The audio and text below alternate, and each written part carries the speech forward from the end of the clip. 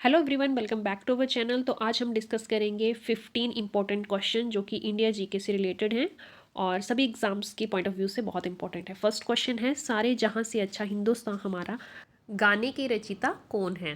तो इस गाने के रचयिता थे मोहम्मद इकबाल। इन्होंने 1905 में लाहौर के सरकारी कॉलेज में गाया था। तो कहाँ गाया गया था ये भी आपने याद रखना है, लाहौर में ये गाना पहली बार गाया गया था। नेक्स्ट है, किस मुगल सम्राट के शासनकाल को स्वर्णिम युग कहा जाता है? तो शाहजहां के शासनकाल को स्वर्णिम युग कहा जाता है। किस राज्य में हीराकुंड बांध स्थित है? उड़ीसा में हीराकुंड बांध स्थित है। ये दुनिया का सबसे बड़ा और लंबा बांध है। किस नदी पे ये बना है? तो ये महानदी पे बना हुआ है। इसकी लंबाई है 25.8 किलोमीटर। तो आपने लेंथ भी इस बांध की याद रखनी है। अजंता की गुफाएं कहाँ स्थित हैं? तो महाराष्ट्र में ये गुफाएं स्थित हैं। चलिए तो इसके बारे में कुछ और पॉइंट्स देख लेते हैं। अजंता की गुफाएं जो कि महाराष्ट्र में है, 1983 में यूनेस्को की विश्व धरोहर स्थल में सम्मिलित किया गया है। भारत में टोटल अब 42 विश्व धरोहर हैं। 23 में शांति निकेतन और होयसले मंदिर को विश्व धरोहर में सम्मिलित किया गया। होयसले मंदिर कर्नाटका में है, जबकि शांति निकेतन जो है वो पश्चिम बंगाल में। यूनेस्को का हेडक्वार्टर है पेरिस, फ्रांस में, और इसकी स्थापना हुई थी 1945 में। गौतम बुद्ध का जन्म कहाँ हुआ था? इनका जन्म हुआ था लुम्बिनी में। दिल्ली के लाल किले का निर्माण करवाया था? शाहजहां ने दिल्ली के लाल किले का निर्माण करवाया था। किले को बनने में 10 साल लग गए थे। 1638 से 1634 तक इस किले के निर्माण का कार्य चला था।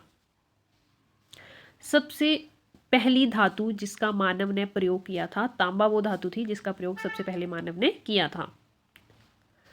मोहिनी अट्टमन नृत्य विकसित हुआ? केरला में ये नृत्य विकसित हुआ। सर्वोच्च न्यायालय के प्रथम मुख्य न्यायाधीश कौन थे? हरिलाल जे कन्या सर्वोच्च न्यायालय के प्रथम न्यायाधीश थे।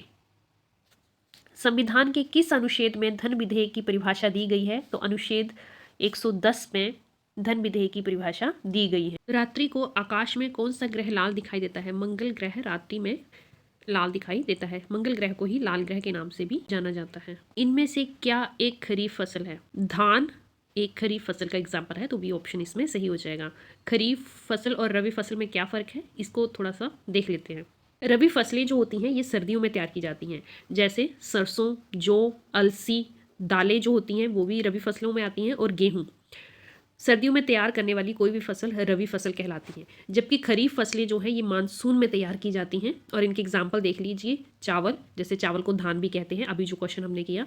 मक्का, बाजरा, ये सारे खरीफ फसलों के एग्जाम्पल हैं। तो थोड़ा सा आपको डिफरेंस जो है पता होना चाहिए। राष्ट्रीय ध्वज तिरंगे का गहरा केसरी रंग क्या दर्शाता है? तो केसरी रंग जो तिरंगे में है वो ताकत और साहस को दर्शाता है। राष्ट्रीय ध्वज तिरंगे के बारे में कुछ इंपॉर्टेंट पॉइंट जो हैं वो आपसे डिस्कस कर लेते हैं एक बार। राष्ट्रीय ध्वज को तिरंगा कहा जाता है। इसमें 3 रंग है, केसरी, सफेद और हरा। केसरी रंग सबसे ऊपर वाली पट्टी में, सफेद रंग बीच वाली पट्टी में, और हरा रंग जो है सबसे निचली पट्टी में आता है।